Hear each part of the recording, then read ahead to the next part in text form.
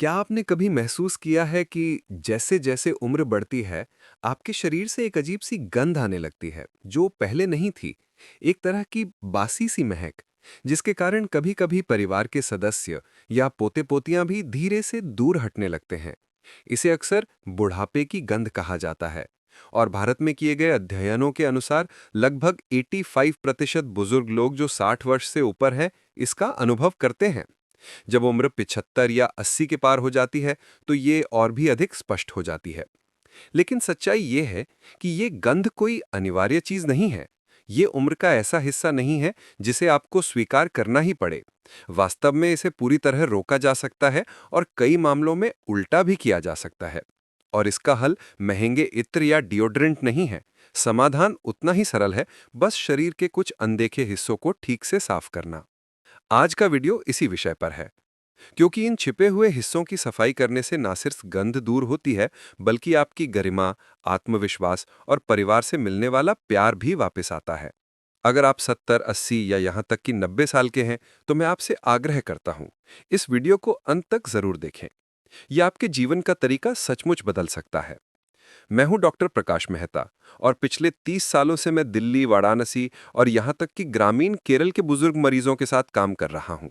इस दौरान मैंने आधुनिक विज्ञान और आयुर्वेद दोनों से सीखा है। इन दशकों में मैंने हजारों बुजुर्गों को शरीर की गंध से चुपचाप जूझते दिखा है। अपने ही पोते पोतियों के पास बैठने में शर्माते हुए, मंदिरों या सामाजिक आयोजनों से बचते हुए और यहाँ तक कि घर में भी अकेले पड़ते हुए। विज्ञान हमें यह बताता है कि जैसे जैसे उम्र बढ़ती है, शरीर एक यौगिक बनाता है जिसे टू नोनैनल कहते हैं। ये वसा अम्ल का उप उत्पाद है जो त्वचा से निकलता है और वही अप्रिय गंध पैदा करता है। एम्स दिल्ली के अध्ययन के अनुसार लगभग 70% पुरुष और 50% महिलाएं जो 60 वर्ष से ऊपर है, कुछ विशेष हिस्सों की सही सफाई नहीं करते और यही गंध को और भी बढ़ा देता है। अच्छी खबर यह है कि अगर आप रोजाना सिर्फ 5 खास हिस्सों की सफाई करते हैं, तो इस गंध को 99% तक कम किया जा सकता है। और इसके लिए महंगी दवाइयों या साबुन की जरूरत नहीं है। ये सब आसान और प्राकृतिक तरीके हैं जिन्हें घर पर ही अपनाया जा सकता है। चलिए कदम दर कदम समझते हैं। समाधान नंबर 1, बगलों की गहरी सफाई करें। सिर्फ पानी काफी नहीं है। सोचिए जरा, आपने सबसे अच्छा सफेद कुर्ता पहना, नारियल तेल से बाल चमकाए और परिवार की बैठक में शामिल हुए। लेकिन कुछ ही मिनटों में लोग पास से खिसकने लगते हैं और आपको पता भी नहीं चलता कि ये गंध आपकी बगलों से आ रही है। कानपुर के 82 वर्षीय श्री सीताराम का उदाहरण लीजिए। वो अनुशासित इंसान थे, रोजाना नहाते थे, लेकिन फिर भी उनका 10 साल का पोता उनकी गोद में बैठने से कतराने लगा। एक दिन उनकी बहू ने धीरे से कहा, बाबूजी बुरा मत मानिएगा, लेकिन आपकी बगलों से तेज गंध आ रही है। हैरान होकर सीताराम जी ने शुरुआत में कुछ नहीं बदला और समस्या बढ़ती रही। अंत में मेरी सलाह पर उन्होंने साबुन बदला, नीम के रेशे से बना झोला या स्क्रबर खरीदा और बगलों को अच्छी तरह रगड़कर धोना शुरू किया। सिर्फ 2 हफ्ते में गंध गायब हो गई। पोता फिर से उनकी गोद में बैठकर उन्हें गले लगाने लगा। बयानिक कारण, नोनानल यौगिक सबसे ज्यादा बगलों में जमा होते हैं क्योंकि वहां के पसीने की ग्रंथियां वसा अम्ल छोड़ती हैं। केवल पानी से नहाने से ये नहीं हटता, बल्कि ये रोज जमा होता रहता है। उपाय, नीम या नारियल रेशे से बना स्क्रबर इस्तेमाल करें। हर्बल साबुन चुनें, नीम हल्दी या फिटकरी वाले। भारी केमिकल वाले डिओड्रेंट साबुन से बचें। हफ्ते में एक बार बेसन, दही और हल्दी का लेप लगाएं। बगलों को हमेशा सूखा रखें, हल्का पाउडर इस्तेमाल करें। रात को बेकिंग सोडा या एंटीसेप्टिक पाउडर लगाएं। समाधान नंबर 2, कानों के पीछे रोज सफाई करें। ये शरीर का सबसे भूला हुआ हिस्सा है, लेकिन गंध का बड़ा कारण।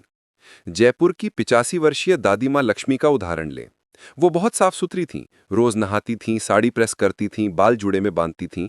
लेकिन उनकी पोती ने धीरे से कहा, नानी कुछ गंध आ रही है। जांच करने पर पता चला कि ये गंध कानों के पीछे से आ रही थी। उन्होंने कभी इस हिस्से की सफाई पर ध्यान नहीं दिया था। रोज साबुन से धोना शुरू किया और 3 दिन में गंध गायब हो गई। उपाय, कानों के पीछे रोज साबुन से धोएं। हफ्ते में एक बार नींबू का रस या सेब का सिरका कॉटन से लगाएं। बालों में तेल लगाने के बाद कानों के पीछे साफ करना ना भूलें। रात को गुलाब जल लगाएं। समाधान नंबर 3, गर्दन की सिलवटों और कॉलर वाले हिस्से की सफाई। जैसे जैसे उम्र बढ़ती है, गर्दन की सिलवटें गहरी हो जाती हैं। पसीना, तेल और बैक्टीरिया वहां जमा होकर खट्टी गंध पैदा करते हैं। वाराणसी के 83 वर्षीय श्री गोविंद मंदिर में आदरणीय व्यक्ति थे। लेकिन एक दिन पुजारी ने धीरे से कहा, भाई साहब, गर्दन से कुछ गंध आ रही है। शर्मिंदा होकर गोविंद जी ने गर्दन की सिलवटों को साबुन से साफ करना शुरू किया और हफ्ते में एक बार मुल्तानी मिट्टी लगाई। 7 दिन में गंध गायब हो गई।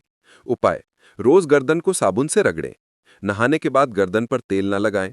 हफ्ते में एक बार मुल्तानी मिट्टी का लेप करें। गर्मियों में बार बार पसीना पोंछें। हफ्ते में एक बार नहाने के पानी में थोड़ा सिरका डालें। समाधान नंबर 4: नाभि की सफाई करें। नाभि छोटी होती है, लेकिन इसमें 67 प्रकार के बैक्टीरिया पनप सकते हैं। जब पसीना और तेल इसमें फंसते हैं तो वे बदबूदार ब्यूटेरिक एसिड छोड़ते हैं। लखनऊ की 79 वर्षीय दादी मां शारदा की साड़ी धुलने के बाद भी बदबू करती थी। कारण था गंदी नाभि।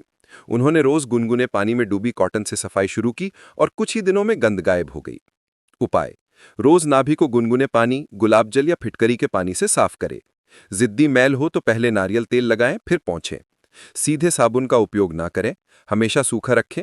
रात को कॉटन से टी ट्री ऑयल लगाएं। समाधान नंबर 5: पैरों की उंगलियों के बीच और अंगूठे के आसपास सफाई करें। पैरों में लगभग 2500 पसीने की ग्रंथियां होती हैं, शरीर में सबसे ज्यादा। बुजुर्गों की सूखी त्वचा पसीना और मृत कोशिकाएं उंगलियों के बीच फंसा लेती हैं। बैक्टीरिया इसे आइसोवेलेरिक एसिड में बदल देते हैं, जिससे तीखी गंध आती है। पुणे के 84 वर्षीय श्री नंदलाल गांव में सम्मानित थे, लेकिन पैरों की गंध के कारण लोग चिढ़ाने लगे। अंततः उन्होंने रोज पैरों की सफाई और सुखाना शुरू किया। रात को हल्दी लगाई। एक हफ्ते में गंध गायब हो गई। उपाय: पैरों को रोज साबुन से धोएं। अच्छे से सुखाएं, नमी से बदबू होती है। हफ्ते में 2 बार बेकिंग सोडा का लेप करें। जूतों में नीम की पत्तियां रखें। जूतों को धूप में सुखाएं। रात को पैरों को धोकर हल्दी या कपूर वाला पाउडर लगाएं। डॉक्टर प्रकाश मेहता के अंतिम विचार: तो मेरे प्यारे वरिष्ठ नागरिकों, अगर आप सिर्फ 5 हिस्सों यानी बगलें, कानों के पीछे, गर्दन की सिलवटें, नाभि और पैर की रोज सफाई करें तो आप 99% तक शरीर की गंध को मिटा सकते हैं। ये विलासिता नहीं है, ये गरिमा है। ये उस आत्मसम्मान के बारे में है जो आपको मंदिर में बैठते समय, पोते पोतियों को गोद में लेते समय और शादी ब्याह में शामिल होते समय चाहिए। याद रखिए, शरीर की गंध उम्र का लक्षण नहीं है, ये सिर्फ एक छोटी सी आदत है जिसे हमें कभी सिखाया नहीं गया। सिर्फ 10 मिनट की रोज की देखभाल से आप अपनी ताजगी, आत्मविश्वास और गरिमा वापस पा सकते हैं। अगर आपने इनमें से कोई उपाय अपनाया है तो कमेंट में हाँ लिखें। अगर आप आज से शुरू कर रहे हैं तो लिखें, आज से शुरू कर रहा हूं। इस वीडियो को अपने बुजुर्ग दोस्तों, भाइयों या पड़ोसियों के साथ शेयर करें, क्योंकि हर वरिष्ठ को सम्मान, प्यार और परिवार की नजदीकी का हक है। मैं हूं डॉक्टर प्रकाश मेहता और मैं फिर लौटूंगा एक और जीवन परिवर्तनकारी स्वास्थ्य रहस्य के साथ। तब तक ताजा रहें, साफ रहें और आत्मविश्वास के साथ जिएं। धन्यवाद।